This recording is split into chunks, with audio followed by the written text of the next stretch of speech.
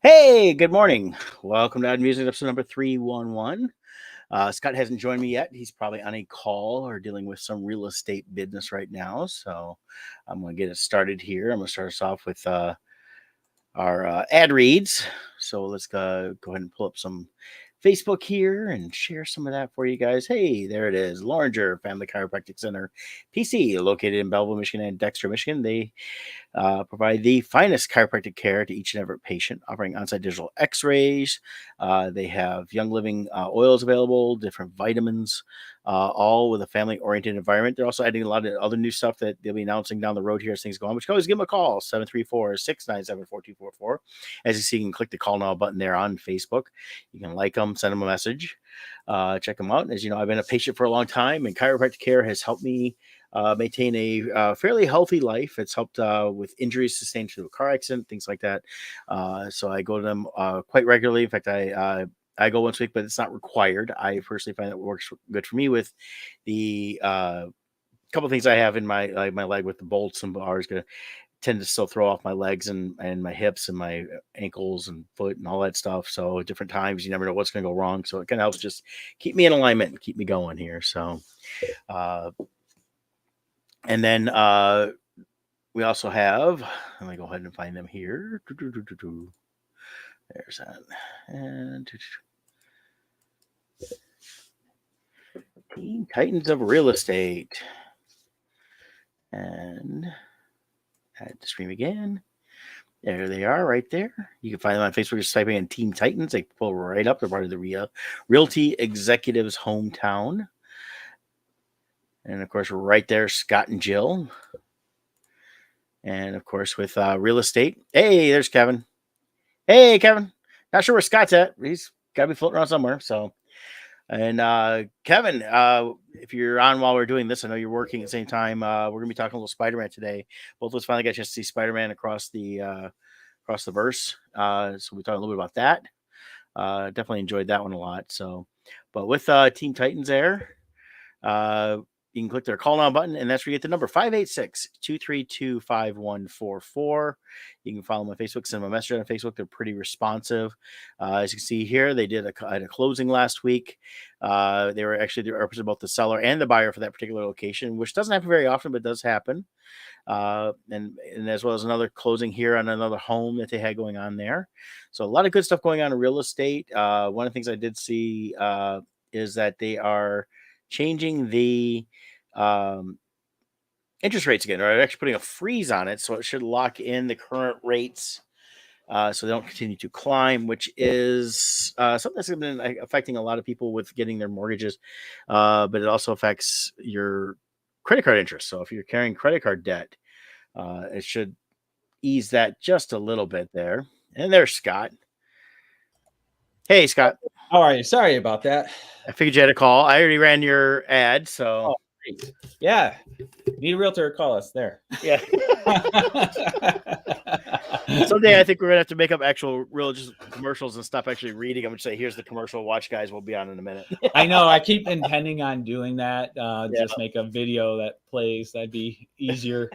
But hey, really quick, because we got Kevin in the room, I do want to share. I don't know if Kevin saw my tag I did to him. Did you see the story I shared from Kokomo, Indiana? No. Oh, okay. I got to show this to you. Come on. See y'all. Here we go. Share. This is just hilarious. Come on. Where are you? Facebook. There we go. Okay. This is a story from the Kokomo Press or whatever in Kokomo, Indiana, and which is Kevin Miner's home state. Local man arrested after caught farting in a customer's taco.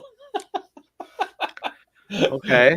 Kokomo man faces charges after police say he farted into a customer's taco at a local Taco Bell. Chris Sutton, age 22 of Kokomo, Indiana, is facing a simple battery charge after another employee called the cops on him after witnessing him take a taco into the freezer area and letting off several farts on the Supreme taco. I like they specify it was the Supreme taco. Strutt, who was the cashier at Taco Bell on Markland, claims the customer was being very rude to him and cursing him for getting his wrong order. This guy wouldn't stop belittling me for getting his order wrong. He called me several curse words. Then I said, then I had to be the dumbest person to work in fast food. His words were really hurtful, so I took his Supreme taco in the freezer and gave it a couple butt burps. I know it was wrong, but people need to realize there's consequences for their actions. So, okay. And then they confirmed he was immediately fired afterwards. Yeah. Yeah, Kevin, you usually don't get those till after you eat the taco. That's true. Yeah, and usually that's a story you hear, and it usually starts off with Florida man. Right. Yeah. So is Indiana man the new Florida man? Indiana, the Florida of the North.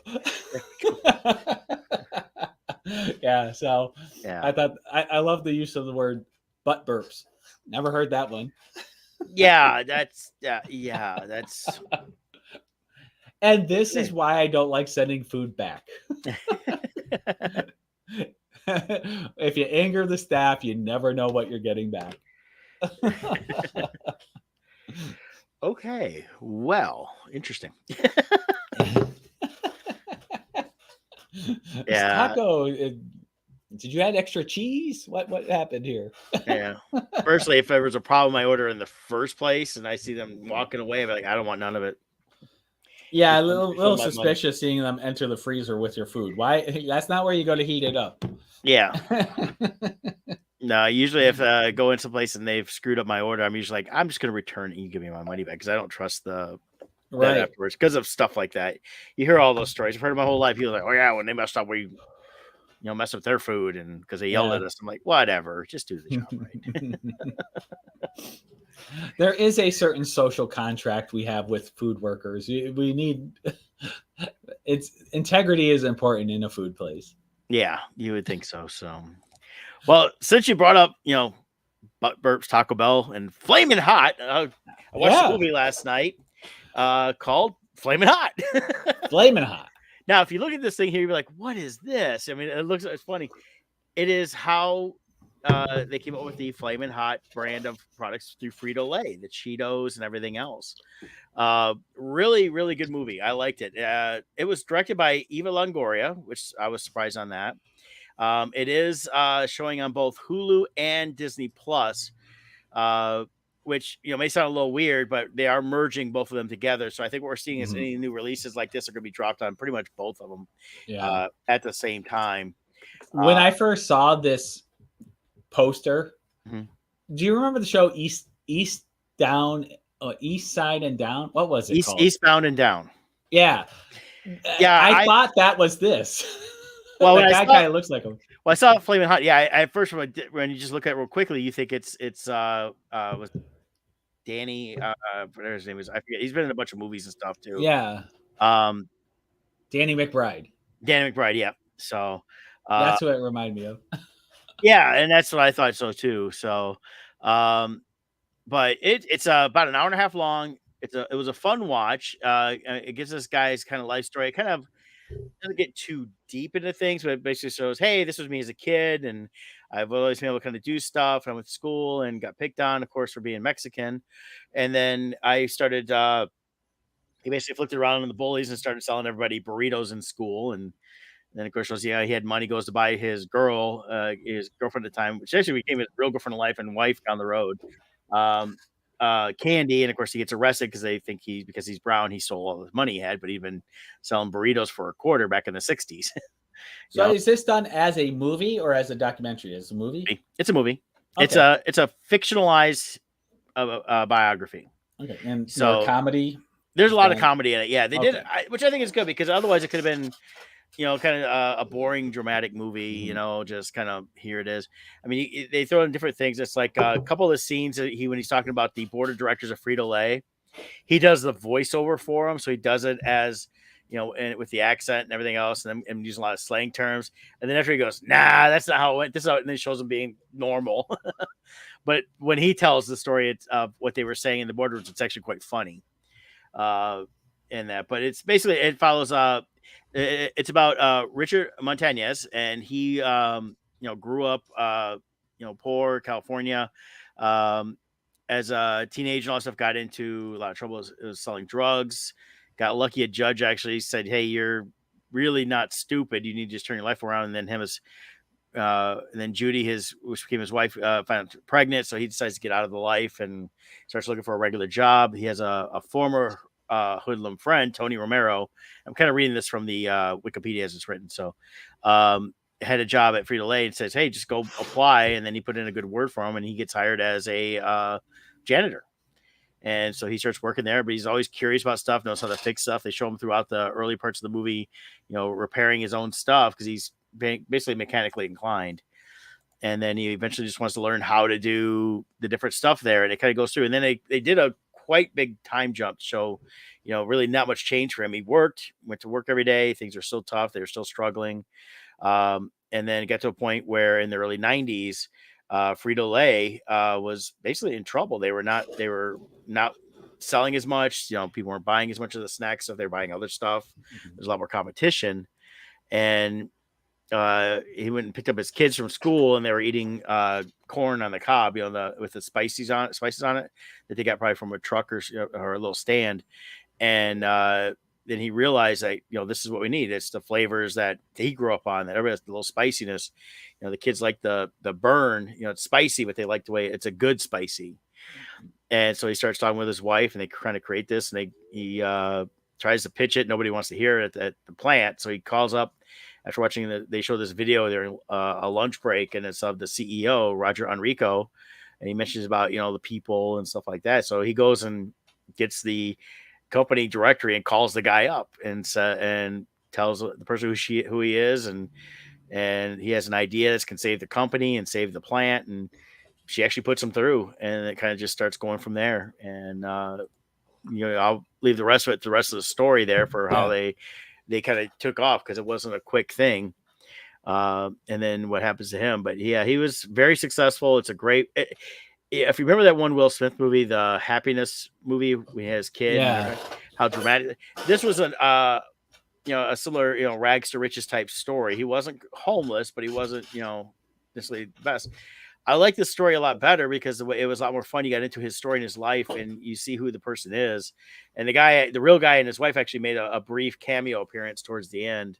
Nice. They don't really say you see him, you look at him, go, okay, that's got to be the guy as soon as you see him, because it definitely looks like him. But very well done story. It's based on he wrote a book, came out in 2013. I actually think I'm gonna have to pick it up on like my Kindle and read it, because it sounds like it'd be an interesting read.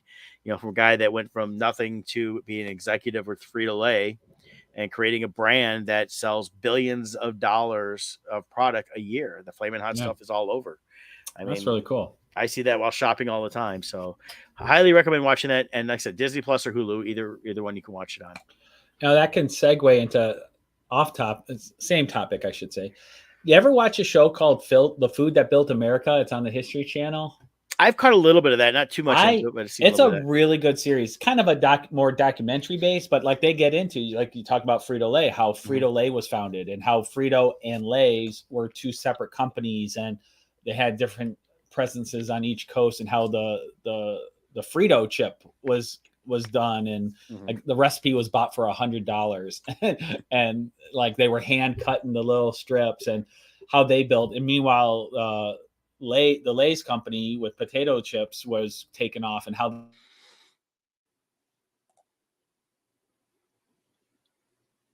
Scott froze. I assume it was Scott. Let's see if I come back. Am I back? I can hear you. There you are. Okay.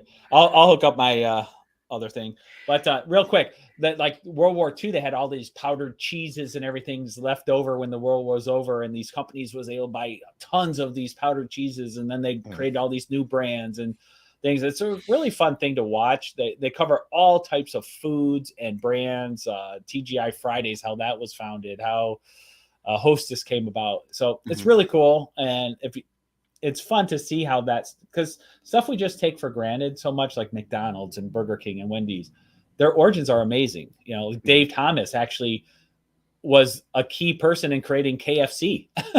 And yeah, and in making it into franchises, where he invented the bucket, and they hired him on and franchised it out, and all this crazy stuff that happens. And then he had a falling out, so he made his own Wendy's, and how that came about. So that's if you like that kind of stuff, the Food That Built America on History Channel. Usually on weekends I'll come across it, and they'll have like little mini marathons where like for 10 hours it's playing. So I'll just put it on in the background and watch it. But good stuff. Okay, very cool. Yeah. Yeah, it's funny though. Looking up a couple of things here on this popped up, and there's a couple articles saying that he didn't really, the guy really didn't invent the Flamin' Hot Cheetos, and things like that. So you might see some disparity. I personally think there's probably a lot more to it than they think. So, well, also being done as more of a movie than a documentary. A lot of times there's like characters in real life where they take 10 people and merge them into a single character, because you don't have time to, you have an hour and a half to tell one story. So, so a lot of times the history does get condensed. But, yeah. So, let me see here. Yeah, the timing's a little bit off on a few things. So, and that, but it's a good movie either way, and it's a real guy. He really is. Was an executive just recently retired from Frito-Lay. So, yeah. But he sticks to his story, and of course, there's other people that come and say, "Oh no, it was this or that." But as they kind of show in there, there was some scientists in the Midwest working on similar product for that, the spiciness, so things like that. Then you tried to watch Avatar. Yeah, so Avatar here. I'm trying to switch this over to this phone. I don't know where I'm trying to find the just go to your settings, click search, and put in hotspot. It'll pop it up. There we go. Good idea. Hotspot. There we go. Thank you. Yep.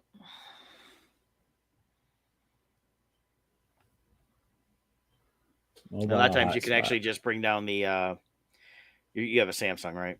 Yeah, there we go. You bring down your menu, and then usually mine's like right here on the first screen. When I bring the screen down, go up, swipe down. Yeah, mine's on that very first screen there. It says mobile hotspot. There we go. I'm tethered. Okay, I'm going to shut off the Wi-Fi on the computer, so that I don't know if it'll interrupt for a second. Yeah. Hey, Alan. I'm going to be at San Diego in July, and then in August, Let's see. Yep, you're back. That good? Right. Yeah, answering Alan's question there. Ken wants to know what cons we're going to be at. So I'm going to be at San Diego Comic-Con in July. I will be at Fan Expo Chicago in August, Colorado Springs in August, Salt Lake City in September. I will be in Fort Wayne for the Fantastic Con with Kevin in October, and we should be. We're pretty sure, we haven't got the confirmation, but we're pretty sure we'll be at the Poe Fest in Baltimore in October. And then Scott, you're doing really cool Comic-Con. Forget when that is, and then I think that's it. That's August, yeah. I think that's all I'm doing. I'm way scaled back, but if I see any last minute ones pop up, maybe in Ohio, or I'm trying to keep to ones I can drive to. I don't want to fly anymore. People's disposable income is so low now. I'm a little hesitant about risking all those extra overhead costs on shows. I have done them, Alan, and it's a good hangout show. Yeah. You're not gonna make much money, but they're cheap. And to be fair, we haven't done one in a long time, but I did enough of them though. I can tell you that I make my money back, but you're not making money per se. Yeah, that's what I was gonna say. People I know who are doing them, it sounds like it hasn't changed. They're fun. Yeah. If you want to hang out. Yeah. But so Dave Brown's in the house. Hey. Yep. And then I shows I'm doing places I just want to go to. So for the most part, I'm not doing it full time shows. Motor City, they now have a fall show. I'm going to stick to just the spring. Yeah, we did in Fort Wayne. You Yes, did one I'm you did doing the now. Fort Wayne one, didn't Yeah. you? Yeah, I did the Fort Wayne before. I've done it twice before, so we're just doing it because it's towards Halloween, and we figure, well, maybe we'll get some of the horror crowd in and other stuff going on. It's just another chance just to hang out for the weekend. So, Mm-hmm. so that's why we're going to do that. Yeah, it's with the shows. With Michigan shows, I stopped this years ago. Is I only do a couple because then you start seeing the same people over and over and over again. Yeah. And it gets to the point where they're all like, "Hey, we'll see you next month. We'll see you in a few weeks," and they're Yeah. not spending money with you. And and then it comes too much of everyone wants to just hang out and talk, and it's like, well, I'm trying to sell people, and you hate to be rude, but I spent a lot of money to be there, and I got to make it back. So Yeah. so I do the spring Motor City show. I will not be doing the fall one Right. because I didn't plan on doing it anyways. But anyways, I'm going to see Metallica that weekend. So I think it's a bad weekend to have the Motor City show is in November. It's right before Thanksgiving. Right. It's right after Grand Rapids, which is why they're doing it. And, the anime show there And the is Yumacon's 2 weeks before that. So yeah, in Detroit. So but I will say the Yumacon crowd doesn't it's a different really crowd. affect the Motor City crowd. Right. I just think it's just too much. So yeah, Metallica, the band, they're gonna be in Detroit that weekend. I'm going on Friday night, and then they're also doing a Sunday night show. I'm going to go see Mammoth WVH. It's Wolfgang Van Halen's band. I believe it's Pantera, and then Metallica's. Although maybe Alan's talking about someone else. He's got Metallica. So Yeah, maybe it's like they like grill steaks up on the stage and throw them out to the crowd. Yeah. Here's your steak. Heavy metal grilling. Yeah. Head banging while they're flipping burgers. Yeah. And he might be onto something there. We could have the omnivore fest. Yeah, there we go. Yeah. So I like but it. yeah, it's for Michigan and even into Northern Ohio becomes just you got to watch how many shows you do because you end up seeing too many of the same people and then the money's just not there. And like I said, Michigan's got a lot of shows. Yeah. And I try to go places that So for those of you who are fans and you come out to the shows, we love seeing you. But here's the problem as a vendor. We pay a lot of money out of pocket to travel, set up, buy the booth, buy the location, all of this stuff. And a lot of times we got to make way more money. People think we're just there for free. And while we love seeing you, we're there to sell. And what happens is when we do too many shows, people will start, and we don't get this wrong. We don't want you not to think of us as friends. We love talking to every single one of you. But what happens is people start just flipping through, looking at the stuff, not buying anything. It's like, oh, cool. Well, I'll see you in 3 weeks and see what new things you have then.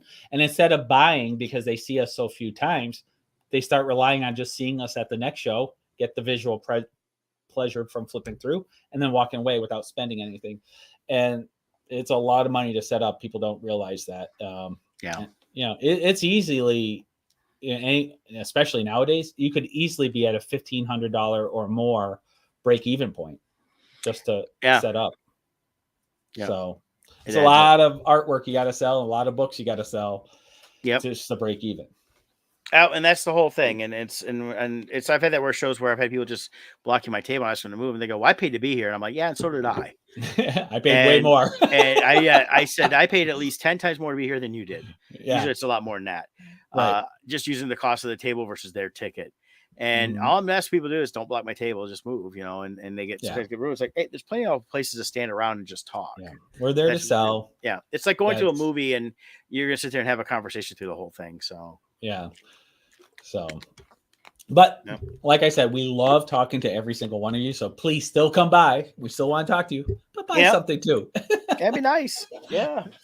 That's what I gotta do. I'm starting to get all my stuff together for San Diego because that's a process in its own. Yeah. So, and we do have some fans. I super fan Janice. She's amazing. She's like the perfect friend / fan. She understands the economics of us doing the shows and stuff, and she does try to spend a little bit with each artist that she knows. Yeah.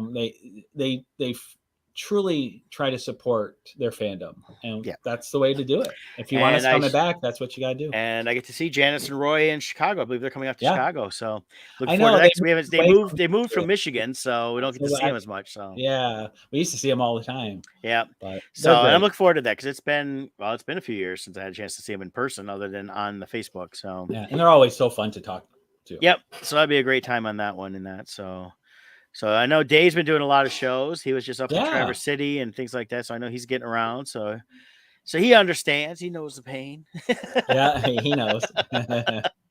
So, but it's what you got to do to get your brand out there. At times, you got to make appearances. So, Yeah, but that's also why, from an economic point of view, cost of flights have gone up a lot. mm-hmm. Cost of hotels have gone up. Cost of gas has gone up. All these things are going up. So our break-even point is going up. Yep. And so it's getting harder to do those shows that are farther and farther out there. Because our costs are going up while disposable income's going down. That's not a good balance. So, oh yeah, but thankfully we have things like Kickstarter. Kickstarter has been doing really well. I am noticing, I feel like there's a lot of people, like for instance, Janice, she supports our Kickstarters as well. So while we don't see her as much at the shows, she's still a presence through our Kickstarter. So we really appreciate that. Yeah. Speaking of Kickstarters, I'm going to bring up Rodney just launched his new one. Yeah, I got to get in there. I totally forgot he was launching, and then I got the notifications that Kevin Miner supported it. I'm like, oh shoot, they launched. I got to do that. Let me bring up their page. We'll give them a quick promo, and just so people know, we promo our friends when they're doing stuff, because a lot of times they will promo us as well. And if you're looking for us promo and we don't really know you, it's $150 an episode. Yeah, we'll gladly, and with that, we'll share the links on all our pages and promote it so people can find you.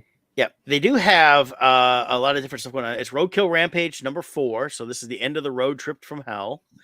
It's their Grindhouse horror book they've been doing. I went with the week 1 extended edition. So yeah, they have some naughty covers. It's really cool looking covers too.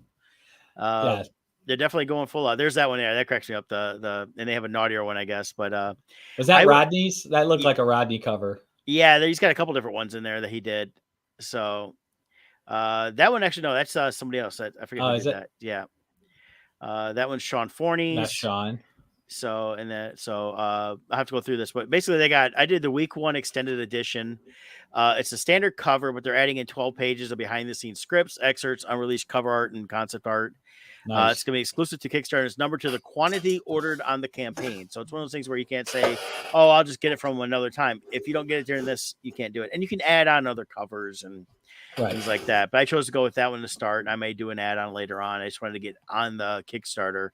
But through the 13th through the 16th is the backer bonus. And here's everything. It's only $15, includes shipping. So I was like, that's cool. I thought it would be neat to support that. And then, so some of the artwork there, it's a black and white interior comic. I really like the progression of the art too. I feel like, it's kind of like TV. The first season of a TV show, things are getting the feel, and then it kind of develops its own voice, and then it kind of picks up traction as it goes. I feel like they've really found their voice with this comic. Really last issue, really liking the direction, the artwork and the panels and everything's going. Yeah, they're really putting a lot more into it. It's you can see the progression. I love seeing that within this stuff here. So it's just a great way to, for people that are doing comics, I tell you it's a great learning curve, but it's also, you're going to see, go back, get better each issue and stuff like that. A lot of physical rewards available. There's different covers, good friend Sean Forney, of course, has a cover. There's the Patrick Biermeyer. I don't know Patrick. Steph Wilson and Carrie Ann cover. That's the nice version. There's the naughty version. They got it blacked out a little bit. So, and then they do sketch covers as well. They have a collector set from Steph and Carrie Ann. What's funny is the censored version. Yeah. The way the censor blocks, it looks like she's got something coming. It looks like she has gas. Yeah. So, and then there's the Sean Forney collector set. Only 2 available. Yeah. So you get all the I really like that. So. The issue 2 variant, the one on the left there. That one? or she's sitting down. I Yeah. really love that one. And I remember him posting the work in progress and stuff along the way too. I think he did a time lapse video, if I remember right, Okay. of him drawing that. Yep. And the packaging and the collector's box. I like the collector box idea. That's I what know we Sean got to did. look into that. I got to find out Yeah, get where hold of that. Sean and Rodney and find out because I got Sean's here. I loved how that came out. Yeah, I've because had I that for really about. want to do that with ours. Well, I had the one I showed you before too was a really good one too. Different people we didn't know, but I'd Yeah, gotten one I liked I got to that. look that up. So they've got a lot going on within their Kickstarter. So definitely take a look at that. Let me copy the link here, drop it in the StreamYard. Definitely take a look at that. And just a lot of cool stuff. There's one set available, a 40 Fanatic thing, and then different stuff like there. So if you're a fan of slasher horror films or the grindhouse horror films, you're gonna love this series. Yeah, it's a lot of fun. I really enjoyed it. When we had Rodney on for the first issue, he sent us PDFs so we could read it, and it was a fun read. And I've enjoyed reading every issue since. That's what I've saw with someone I know that she reads a lot of some comics, not reading as much. I told her, I said, I get so tired of the mainstream comics because it's a lot of the same old stories. They may change the look a little bit, things like that. Nothing feels different. But you get something like this, it's like you don't see too many grindhouse comics, things like that. So it's a great thing they're doing. I like the storyline and looking forward to seeing more. And they do a few other things. They've got their Pitter Patter, their peanut pudding jelly series of comics he's done over the years. He's done kid friendly stuff. So this is a departure from that for Rodney to be working into more of an adult fare. Yeah. So good stuff. Go check it out. Yeah. Excellent. So as I mentioned before, you were changing everything. You tried to watch Avatar. Oh God. Oh yeah. We went off. That was a big detour. Yeah. Avatar. Oh my God. It was so bad. So on Max, HBO Max, whatever you want to call it. It's also on Disney Plus. Yeah, I watched that on HBO, but yeah, it is on Disney Plus too. That's surprising. It's on both. Well, I think it's contracts. It's Disney owns it, but at the same time, they had Max set of rights for some streaming on it as well. Okay, but not an exclusive. Got it. So I put it on. I'm like, okay, it'll be free to watch because I already have the streaming service. So I put it on, and I have to admit, okay, full disclosure. First Avatar, yes, the story was, what do you call it? Dancing with Wolves in Space, I think you call it. And that's all true, but I still enjoyed it. I liked the characters in it. I cared about the characters. I liked the way the story was told. I enjoyed it. Mm-hmm. It wasn't a deep film at all. It was Pocahontas in space or whatever version you want to call it. Yep. But this one, I'm so glad I didn't see it in the theater. 45 minutes in, I'm just like, I don't even care. Like, it was just so forced. It felt lifeless. There was no character development. And I felt like story-wise, it was just a rehash of the first Avatar. Mm-hmm. So 45 minutes in, I just shut it off because I'm like, I'm working too hard to watch this. So I turned it off. I couldn't even watch it for free. Still plan on trying to watch it for free. I didn't care to go see it in the theater. I saw the first one once in the theater, and I've never watched it again. It was fine, but it wasn't anything that compelled me to constantly want to watch it. And the thing with this one is, and this is how I kind of watch a lot of things, is you pay attention to buzz and things like that. I don't care what critics say. Never have. Critics didn't like Star Wars. I don't really know. So I'm watching people, but all I would see is people were super excited to see this movie, and almost nobody commented after they saw it about it. Some people were like, the few that did were like, "Oh, it was really good. You should go see it." Are you talking about the first one or the current second one? The current one. one. First one, people talked about all kinds of stuff. I think the current one, I think they faked the numbers. I think they used marketing money to buy out. There were reports of like half-filled theaters that were supposedly sold out. There was all kind. I think they used marketing money from because they filmed all the next 3 all at the same time or something. They're working. They're supposed to. They're working on just special effects now. So and if this movie flops, they have a lot invested in these future movies. So I think they took some of that marketing money. The movies though, it's also the fact that in Animal Kingdom at Disney World, they have a whole section of Avatar that they've spent $1 billion on. Right. So if you take marketing money, buy tickets that aren't going to be used, you can pump up the numbers to look like it. Yeah. you're going to get a 50% return on that because you're getting paid back. So really, it's a 50% cost of Yeah, what you spend. I mean, they supposedly did 2.32 billion, but I can tell you this based on internet buzz and things like that. Nobody's talking Zero. about this movie. Nobody. Nobody was posting like, "Oh my god, it's for free to watch. I can't wait to watch it again." I'm not seeing any of that. Yeah. You know, it's stuff like that. That's where I've always gotten with these films that they claim are these great films. It's like nobody's watching them though. So Yeah. it'll get a big streaming initially on Disney Plus and HBO Max because it's free. But after that, nobody's going to care to watch a 3.5 hour film. Look at Endgame. Over and over again. And Infinity War. Yeah. People, when a movie has that kind of a turnout, people are seeing it 5, 6, 10 times, like, and raving about it all over the internet. Like, no one, it was crickets. Like, it's like, how does a movie do that? Even the first one, which I don't think it was marketing money back then. I think people truly saw it. The benefit they had in the first one too, and looking back, is they were cutting edge in the use of 3D at the time. Like Cameron did this amazing job of creating the world. And when you saw it in 3D, it was like, wow, I've never seen this level of world building in 3D. So I think that they had that as a crutch. Yeah. You know, where it compensated for the lack of deep storytelling. Well, and I think it's also a low proof in how they've delayed stuff. They have delayed Avatar 3 by a year to 2025. Avatar 4 was supposed to come out. It was supposed to be 24, 26, and 28 the next 3. It's now December 2029 and December of 2031 will be the next time these movies come out. I mean, come on, 2031. Yeah. Like, I mean, yeah, 8 James years Cameron's going to be 130 years old by then. Yeah. So at this point, I look at the release dates. Okay, you've now pushed them. Supposedly these were all filmed together, at least the first 3. Yeah, something's not right. So what is going on? You know, so it's. I mean, the article here is from Insider Magazine.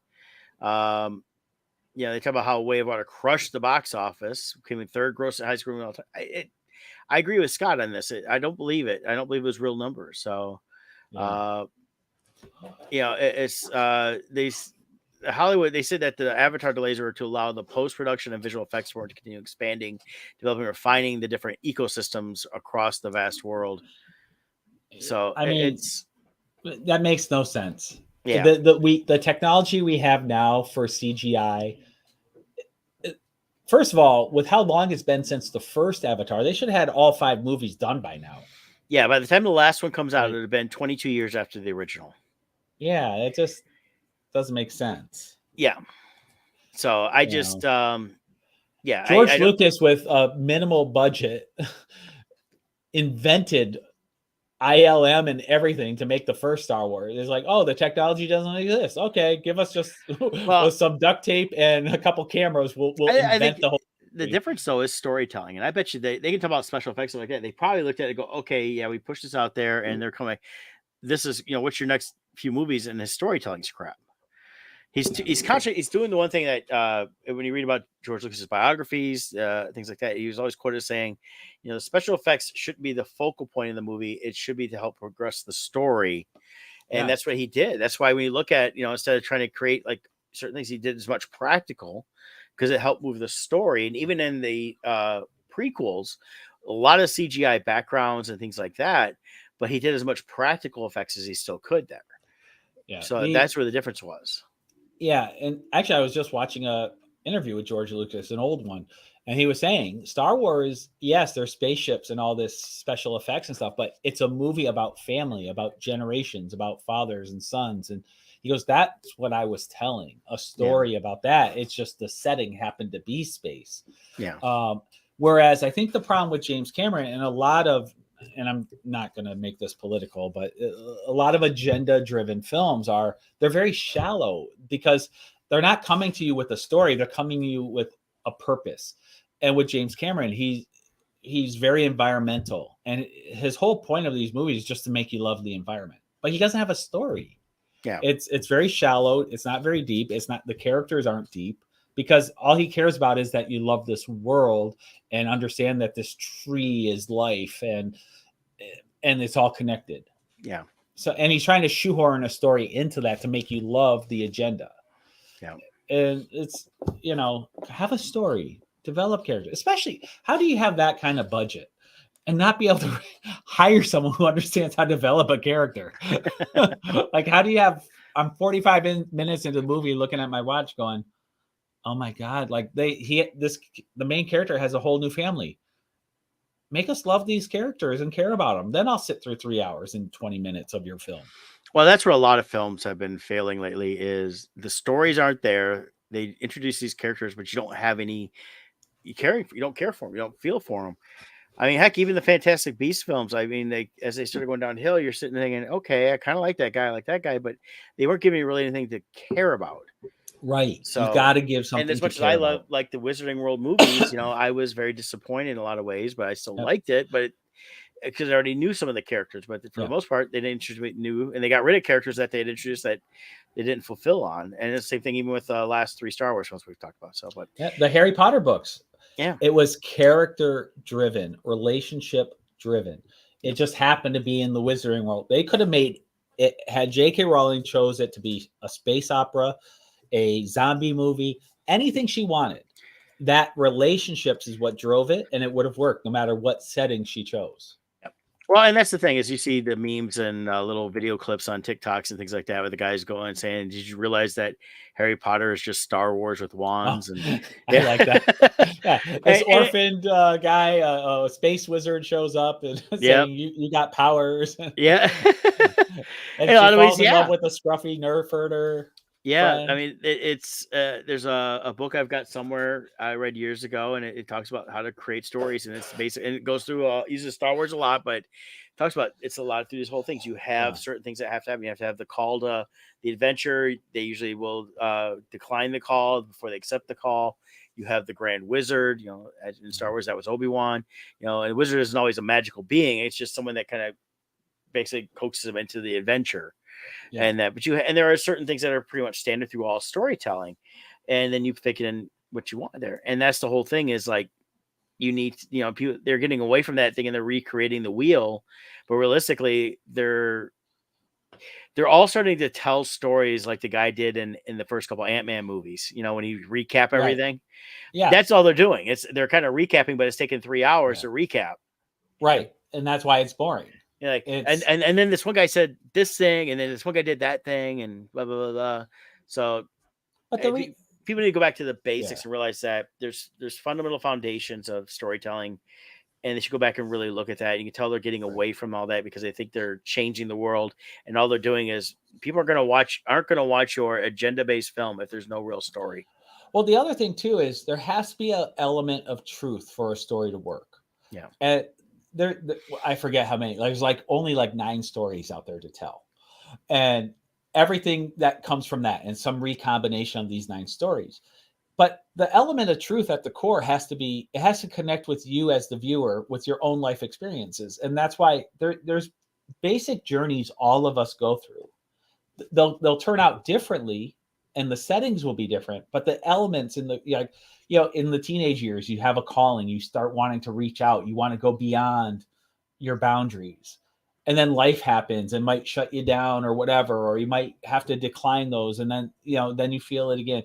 We have those natural yearnings inside that we've experienced. So that's why certain stories work, because we can connect, we can relate. And I think modern Hollywood is trying too hard to be unique. And so it's like, well, we're not going to tell those basic stories. But then what happens is that element of truth that you connect with in your soul isn't there. Yeah. And it's like, this just isn't connecting anymore. And I think that's their problem. They're trying to be too unique. And, you got to relate to the basic human experience. Exactly. At the end of the day. If you don't do that, Harry Potter, we can relate to family issues. We can relate to wanting to have something bigger than what's in front of you and all that, Exactly. So now another thing you watched was you watched a documentary on Queen. We'll cover that real quick before we do Spider-Man. Oh, Queen. Yeah. The making of A Night at the Opera. I believe this was on Amazon Prime. It's just 45 minutes. It's a short and sweet little documentary where they have Brian May and what's Roger what's the drummer's name? Queen drummer. Roger Taylor. There we go. Roger Taylor. They're doing a lot of the interview sequences, and then you got old interviews of Freddie Mercury. Unfortunately, John Deacon, who was a major part of Queen, he's pulled away from the music world altogether, so he doesn't give any input. But he has given his blessing to Brian May and Roger Taylor to continue Queen in whatever way they see fit. But they do talk on his behalf about experiences in making this. They focus on every song on the album. It's a very iconic album, especially when it came out. It's the album that Bohemian Rhapsody is on. So it was just very interesting to see them talk about every single song, what went into it, the experiences in the studio, what inspiration they had in writing. So if you're a big Queen fan, you might want to check that out. I think you'll enjoy it a lot. Yeah, definitely. Because I like Queen, but I like the Bohemian Rhapsody movie. So yeah, so you see more of a documentary with them talking that. So well, then the other thing is the Spider-Man Across the Spider-Verse. Across the Spider-Verse. Yeah. So you went and saw that last night with Joe. Yep, we were able to go last night. You saw it yesterday too. I did. I went and saw it during the day. So these are pretty fresh takes from both of us. Yeah, I mean, I'll be honest with you, it's one of those films that I kind of need to see again because it's as I told somebody, it's complex in a lot of ways. There's a lot going on. So it's one of those things where it's like, how do you define it? Because also it is a part 1 of 2. Yes. Originally it's supposed to have come out last year, but because of COVID, it got delayed by a year for them to finish it up and everything else. The next one comes out, I believe, in February next year, so it's not like a huge wait for the second part. And that so what was your take on it? So I got to grade it on a couple levels. Animation wise, love it. It's a very unique feel because they introduce all these different styles into the animation process. So, it's a very unique film in how they animate it. And so for that, I give it A+. I think it's very cool stylistically and everything else. Story wise, absolutely love this story. I think it's a very strong story. I love the message that they're conveying through the story, and I give that an A+. My only issue is with the execution, as far as I felt like less is more. It felt very long to me. I felt they could have made this an hour and 45 minutes and it would have been perfect. Like the first 20 minutes is recapping the first movie. I already saw the first movie. I know it. I don't need 20 minutes of recap. Falling. They had these long falling sequences. Like, how much can a person fall? He's falling through the city. He's falling through the dimensions. He's falling in the other world. Like, I think there was 45 minutes of falling if you put them all together.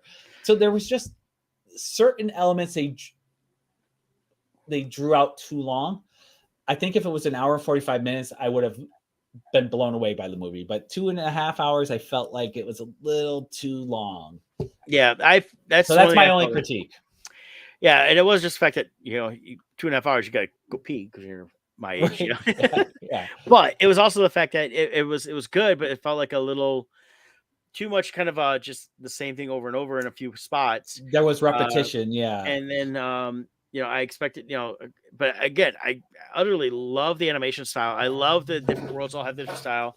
They blended live action in with this.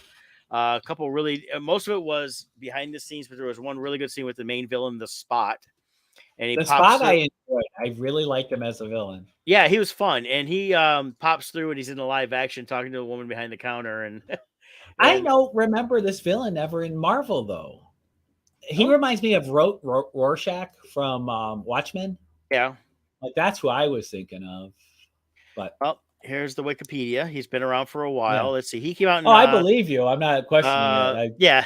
His first appearance was in as the unnamed man was Peter Parker, the Spectacular Spider-Man number 97, December of 84, as Jonathan Owen / the Spot. And then came out and then in January of 85. So 97 episode issues 97, 98.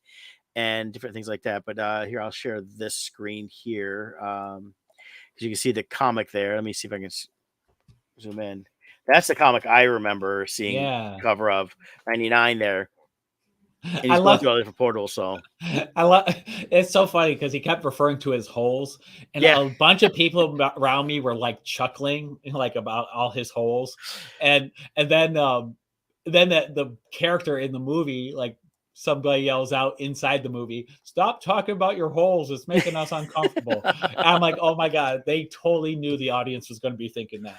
yeah. I didn't. Nobody yelled out in mine, but you could hear the chuckles with the holes, and there's a point where he kicks his own butt, Yeah. and so it was great. They added humor, and what I like that really kind of gets for the kids is that childish humor, the Hmm. talking about holes and kicking your butt and things like Yeah.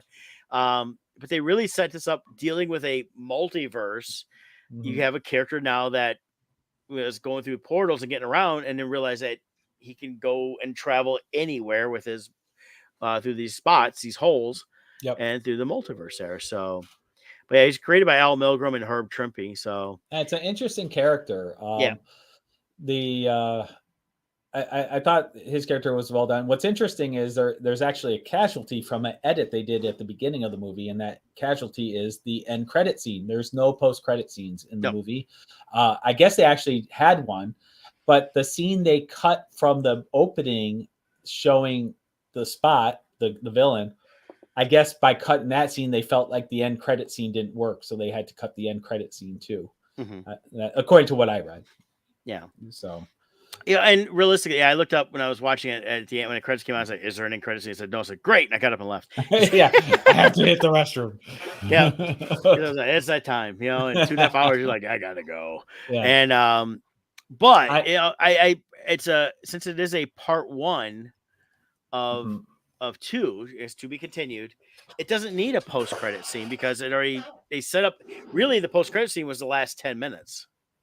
Right. So Yeah, the as far as I don't like when they do these part ones and part twos of movies though, because I think that's part of the issue with this movie feeling drawn out is you're telling the first half of the story. Well, the first half of the story is always slower. yeah, And so I do feel like they gave it an ending though. If they wanted the length that they did, I think this would have been better as a trilogy. yeah. Make it a trilogy and do the arc there. But I have to say, as far as the characters go, I love the development of these different Spider-Men and Spider Gwen. I think they do a really Yep. great job of developing her. These side characters too. I looked it up. It's not, but I swear the mom for Miles sounded like J Lo. I thought it was J Lo doing the voice, and I looked it up, and it's not J Lo. And then the Spider Woman on the motorcycle there was that. Mhm. Let's see. I felt like it was Serena Williams, but nope, it's not. But it felt like they were trying to be Serena Williams with her. Yeah, they've But got Haley Steinfeld is the Ghost Spider. Oscar Isaac is Spider-Man. I think he's 2099. Let me get a who's better Ghost cast. Spider? I don't know. There's so many spiders that pop in there. Well, she's Gwen Stacy too. Yeah, Jason Schwartzman is Spot. So let me here we go. I didn't realize IMDb. Miguel O'Hara was Oscar Isaac. I didn't realize that. Yep. Yeah. Let's see here. Yeah. Rio Morales, that's the mom, is Luna Lauren Velez. Mhm. Let's see what's she done, because I know she sounds familiar. She was on Dexter. She played Lieutenant Maria LaGuerta. That's Captain. who it was. Yep. She was on the TV series Oz. So that's some stuff she's been known for. She's in the current Transformers too, The Rise of the Beast. So her two movies are going against each other this past weekend. Oh, she came back for that? Yep. Like, so she was in Bumblebee. Yeah, so she's in that one, which actually was the #1 movie, but really it was only 10 million more than Spider-Man. So we'll see how this weekend. I think Spider-Man's going to get another bump. She was also in the first Spider-Verse, so she played the mom in that one. She was in the first Purge. It's like, so how do you do the credits for this movie? It's like playing Peter Parker, playing Peter Parker, playing Peter Parker. Well, they usually give them different locations, and things like that. So certain ones, like Mahershala Ali is the one that played Uncle Aaron in all the different worlds, so that was easy. Andy Samberg as Ben Riley. He was one of the kind of the versions of Yeah. Spider-Man and all that. Jerome was Miles Morales. Jack Quaid was a Peter Parker. Rachel Yeah. Dratch was Mrs. Weber, which I thought I recognized her on that. Pavatir Prabhakar was Karen Soni. He's been around a little bit. So it's good names. But yeah, Miguel O'Hara is Oscar Isaac. And then, like I said, Haley Stanfield is Gwen Stacy. So I the voice actor I thought were great. Jake yeah. Johnson was one of the Peter Parkers. I think he was the Peter Parker in the robe. That's how they should really designate him. Yeah, that's who he was. Yeah, he's the retired Peter Parker. Right. I With the thought baby. his voice is very recognizable. Yeah. And then Daniel Kaluuya was Hobie Brown. But yeah, Issa Rae was Jessica. I like the concept that oh my god, Rachel Dratch was Miss Weber. I could tell it was her just by how they animated. Like you could tell it was her face they put on the character. I'm like, oh, I know who that is. I didn't even have to hear the voice. But I like the message. The over. I mean, might be a slight spoiler. The with these type of multiverse stories or what if type stories where you kind of explore, what if you went down this path versus that path. They're exploring the concept of destiny almost. They call it canon events in there. And what happens if you deny the destiny event to occur in somebody's life? And it's an interesting take that they do on this. And well, you have the Spider-Man 2099 who basically looks at him towards the end of the film and tells him you weren't supposed to be Miles. It was supposed to be because you got bitten. You're the anomaly. Your Peter Parker didn't do the things he was supposed to do. In fact, his Peter Parker became the Lizard. He's still a brilliant person and showed that people can go in different directions depending on their circumstances. Right. But I think it's going to be a key thing for the next film is the fact that they're, he's trying to call him an anomaly and he's not. I think it's going to prove that he's not, that it was his destiny for the Spot who created him by bringing the Universe 42 Spider in. Right. And then him creating a Spot. It was, basically in that instance, they're doing a Batman 89 of, you created me, I created you between the Joker and Batman. But the interesting contrast will be, and I hope they explore it in the part 2, is the Spider-Man where Miles ends up saving the family member who should have died to create the canon event in that Peter Parker's life. What will happen to that Peter Parker because a family member didn't die? Because that's the unifying factor in a Peter Parker, in a Spider-Man, is Uncle Ben dies or Captain so-and-so dies or whatever. What they're saying is it's either like for the Gwen Stacy's, it's, for her, it's her dad is now Captain's going to have to die. And then they're saying that, Miles' dad, he becomes a Captain, he's going to have to die. And he's seeing these flashes, but it's the information, which the information isn't true, So, that's something that they, and is the defining factor. And I think this is where they're going to, and they kind of explored it in the Spider-Man No Way Home too, is the defining event of a Spider-Man that a key figure in their past dies, or is the defining event that they don't accept defeat and they find a way to save both? When you're given an impossible situation to save two people, Spider-Man still figures out how to save both. Yeah. And is that the defining thing? And I feel like that's what Miles is saying is like, no, I'm going to do both and moving forward.